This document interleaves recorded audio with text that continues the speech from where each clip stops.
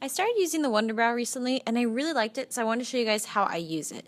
So using the product and a brush, I'm first going to brush through my brows with a little spoolie just to make sure they're all going the right way.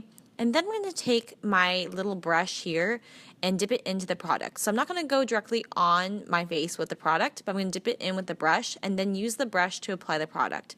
I've seen a couple different people apply it with the brush directly to their skin or to their brows, but to me that's a little bit thick and I feel like it goes on a lot easier when I just kind of press it into spots.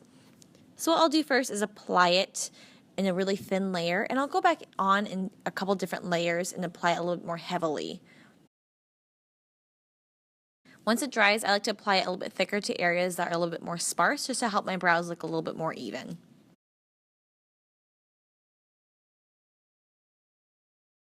And if you do mess up at all and get some of the pigment down a little bit lower than you would like, you can always brush it away while it's still wet with a spoolie or even with your hand. After it dries, I'm going to just keep building the product up with my brush and applying it in areas where I think are a little bit sparser than I would prefer. That's typically how I do my brows naturally. If you want them to look more defined, you can also add concealer. So I'm taking one of my concealers and I'm going with that same brush and I'm just lightly brushing it on underneath my brow to create that general shape.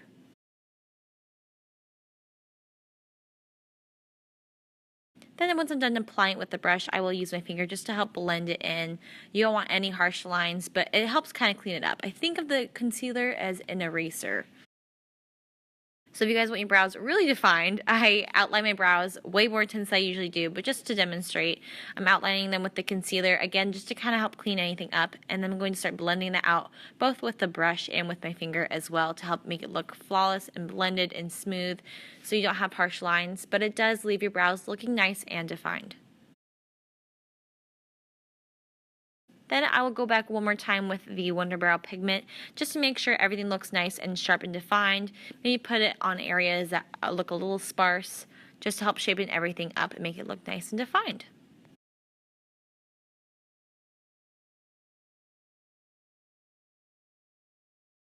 Once my brows have the shape that I prefer, you are done.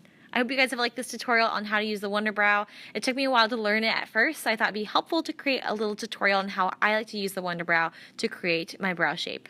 Thank you guys so much again for watching, and I'll see you in my next video. Bye!